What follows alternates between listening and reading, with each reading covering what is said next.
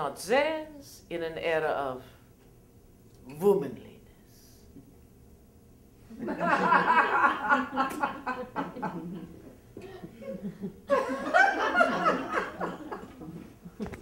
In an earlier era, they had a more definitive and total way of permanently marginalizing women of our age.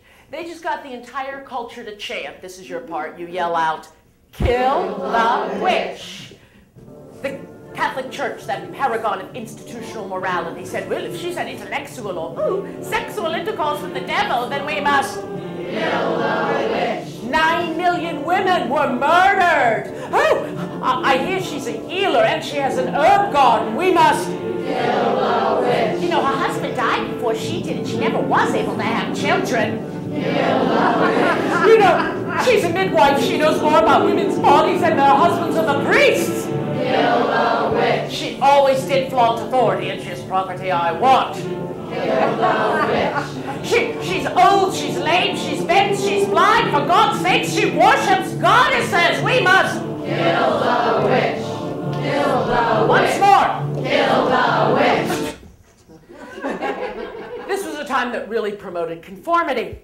Now, contemporarily, it is harder to knock off an entire demographic.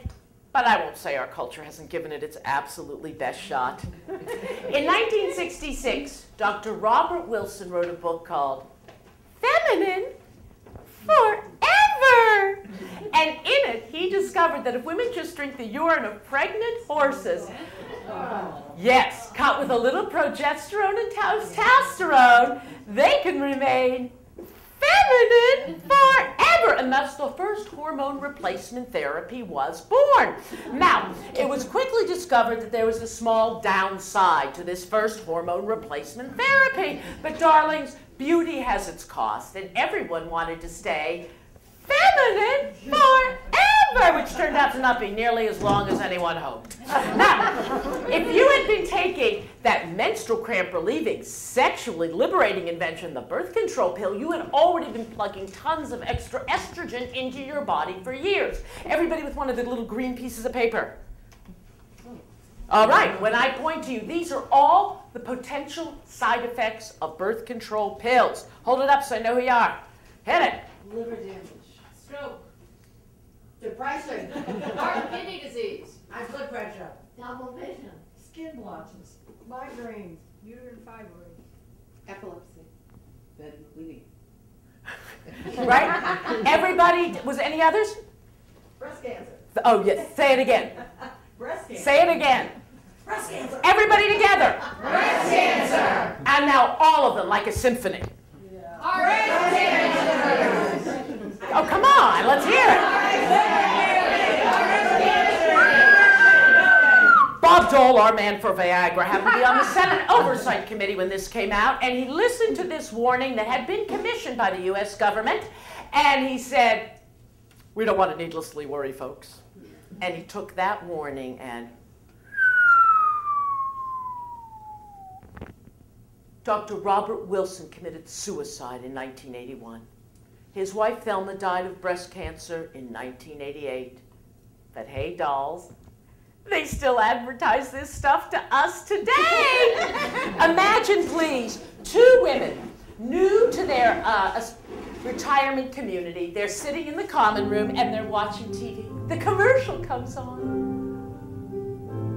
The camera pans a beautiful field of wildflowers, orange and yellow, gold and occasional blue. There's a butterfly flitting up a ray of sunshine, and you can almost smell the new mown hay. The camera sees a gentleman standing at the field's edge. He's no longer young, but still tall and handsome. He's standing by two bicycles, and he has a beatific smile, and his gaze is falling to the middle of the field. Well, the camera follows his gaze, and it spies her. It frames her. It does a close-up of a Stepford grab. Her hair is still thick and rich.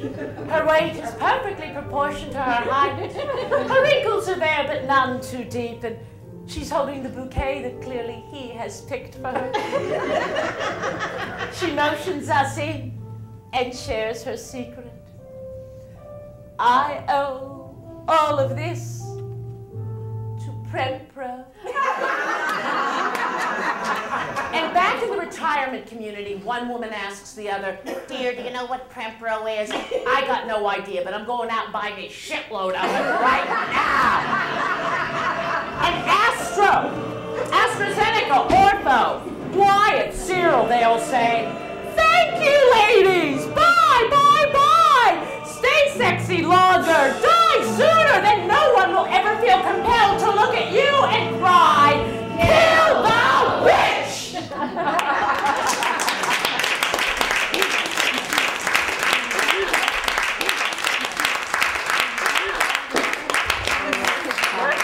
Okay, my darling, so for our last story, we clearly need a role model for getting old. And I thought the best thing would be kind of a cross between Marvel comic books and Mount Olympus. And aren't you lucky? I just happen to have her right up my sleeve. Are you ready, darling? I've been waiting. What took you so long? I had to do the other stories first. Quick fetching. Okay. I'm ready. Go. In a world...